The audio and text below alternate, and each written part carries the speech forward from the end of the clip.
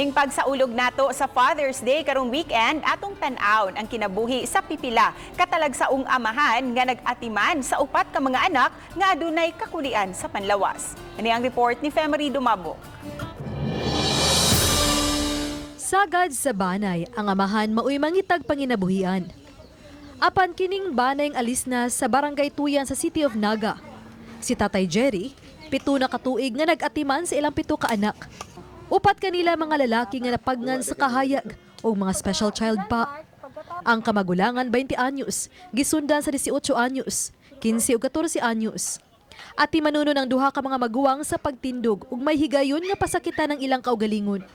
Kay kini sila diin man siya ka piogod anay kay atakihon man.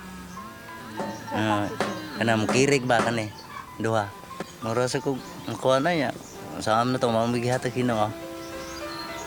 Timanon gini sila.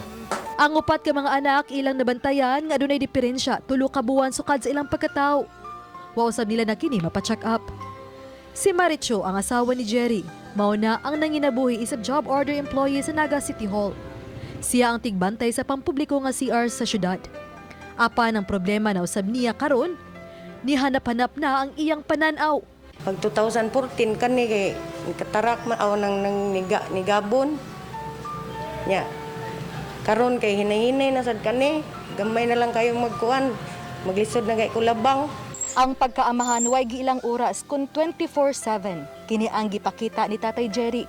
Tungod kay halos way tulganay siya sa pag-atiman nining upat nila ka mga special child, labi na kining mga kamagulangan tungod kay halos di na kini matulog. Samtang si Nanay Maricho usab ang susamag ng silbi na usab nga amahan kay siya ang nangitag panginabuhian sa ilang banay. Ipaigo-igo na lang nila ang 370 pesos nga kita matag adlaw ni Maricho sa unsa may ilang panginahanglan. Ang banay ang nakipuyo lang dinhi sa sudlunon nga dapit sa sitio Suba sa Barangay Tuyan. Samtang gisiguro usab nila nga makatungha ang laing 3 ka mga anak nga babae. Panawagan nila ang tabang ilabi na ang mapa-check up sila. Sagampo sa Ginoo ba nga. Padad-anaw ta miniyag tawo nga katabang namo. Lisod na jud kayo, di na kaya unta. Ako manghod, maura usa dito nagtrabaho ba niya. Di ka kita. Munang maali lang jud ko tungod sa ila. Susihon raw sab sa barangay ang kahimtang sa baneng alis na sa matag karon ug unya.